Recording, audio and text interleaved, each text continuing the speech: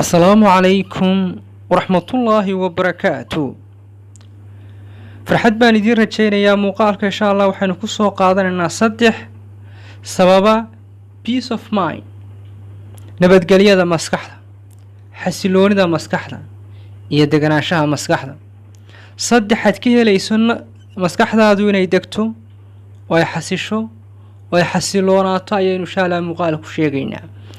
qodobka koobaad waa qiraa'atul quraan, akhrinta quraanka bitadabbur, inaad quraanka ku xasisho, in quraanku ku saameeyo oo ku raadeeyo, in quraanka aad markasta akhrido, in quraanka adigoo garanaya macnihiisana ka sii macaan oo ka sii dareen badan oo ka sii saameyn badan markasta macnihiisa aad garanayso, markasta oo aad akhriyayso haddii ay shucuurtaada iyo dareenkaagu soo joodo, markasta oo quraanku saameyn kugu sameeyo, waa markasta oo maskaxdaada deganaanshaheedu bato, xasiloonidaadu ay badato, nabadgelyadaadu ay badato.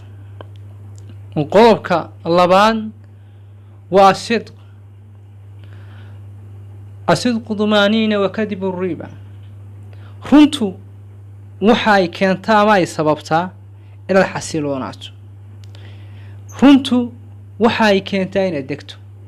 nabadgelyada maskaxduna waxa qayb weyn ka inaad run sheegto iyo inay aaminaadaadu ay ahaato mid markaa kalsooni ku jirto.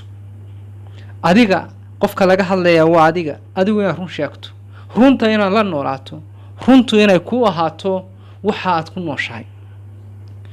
qodobka kale ee runtii aadka u muhiimka ah waxa weeyaan inaad noqoto qof manfac leh oo ummadda anfaca, naftiisa anfaca, dadkana anfaca. qof manfac leh, be active, inaad noqoto qof active ah oo shaqaynaya, jir ahaan u shaqaynaya, maskax ahaan u shaqaynaya, waxa uu shaqaynayana faa'iido ka helaya. waxaad shaqaynaysaa waa inay yihiin wax useful ah, wax advantage, wax benefit leh waa inay yihiin. waa inaanay ahaanin wax aad hadhowta ka qoomamaynayso ama aad ka tiyaanyoonayso ama aad ka calooliyoobayso oo calooshaada gubi doona. waad arkayso waqtigaagii oo lumaya, maalayacni ku lumaya, waad arkayso noloshaadii iyo caafimaadkaagii oo lumayaad sii arkayso. deganaanshaha maskaxda way ka baxaysaa meesha. laakiin markasta oo shay fiican aad qabsanayso oo shay wanaagsan aad qabanayso oo dadka iyo naftaaduba ay ku xasilayaan, waa markasta oo peace of mind-kaagu fiicnaanayo. intaas ayaynu runtii ku soo gunaanadaynaa. saddexdaa shay haddii aad hesho, nabadgelyada maskaxdaadu waxay noqonaysaa mid buuxda, waxaanad ahaanaysaa qof maskax ahaan u degan oo aan markasta isku buuq iyo stress iyo depression iyo waxaasi aanay ku dhicin oo maskaxdiisu ay degan tahay. intaasaynu kusoo ururaynayo. wasalaamu calaykum waraxmatullaahi wabarakaatu.